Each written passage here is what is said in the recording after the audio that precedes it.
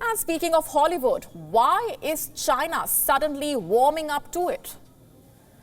For the last couple of years, China was trying to close its doors to Hollywood. So much so that Marvel movies were not allowed to release in China. And now, a red carpet is being rolled out for Hollywood big names, including Marvel. There has been a twist in the plot. And our next report tells you all about it. China and Hollywood is like Romeo and Juliet. It's a love story that makes many uncomfortable. But it's a love story nonetheless. Until 1994, China would allow only 10 Hollywood movies to enter the country. And then China opened up. The Chinese rushed to the theatres playing Hollywood movies. And producers sitting in Los Angeles went out of their way to woo the Chinese audience. Chinese actors were cast in Hollywood movies. Scenes were edited to suit the Chinese censors. The result was money. Endless money. In 2020, China became the world's biggest movie market. The year before that, Marvel's Avengers Endgame earned 4 billion renminbi in China. 4 billion. The number caught people's attention, and before you knew it, China began closing the door on Marvel movies. Top Gun Maverick was not allowed to release in Chinese theatres. Neither was Spider-Man No Way Home. Why? Did China change its mind about adding to Hollywood's profits? Or did she want superheroes to look more like him, Chinese? By 2020, a certain body had started playing a big role in the Chinese film industry, the Film Administration Bureau.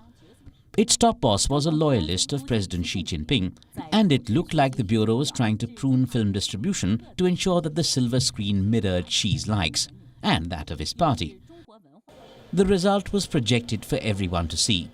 In 2022, only 29 Hollywood films were allowed to enter China. Then came 2023. A lot changed in China. Protests had forced the country to reopen. Theatres reopened too. And guess which poster went up? Avatar: The Way of Water. The Hollywood magnum opus of sorts was given an extended play over the Chinese New Year.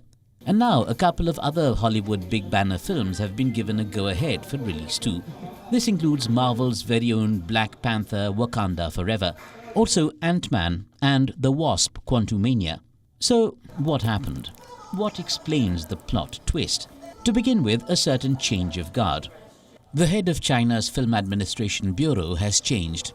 His name is Mao Yu. He's an alumnus of the Beijing Film Academy, which has given China some of its best directors. Some of these directors and producers feel that Mao is and will be more empathetic towards the film fraternity as compared to his predecessor. That's one. Here's another change, the change in China's economic outlook. You see, Beijing needs business, and it needs people to go to the movies and spend. China is currently not in a position to pick and choose which movies should and should not be screened. Also, Chinese masters are in no position to attract more criticism. Xi Jinping has managed to drive his people to the edge with his draconian zero-COVID policy. The people are angry. Keeping them away from their favorite brand of movies could make them angrier.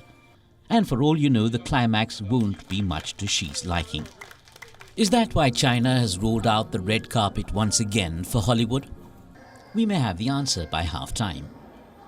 WION now available in your country. Download the app now. Get all the updates on the move.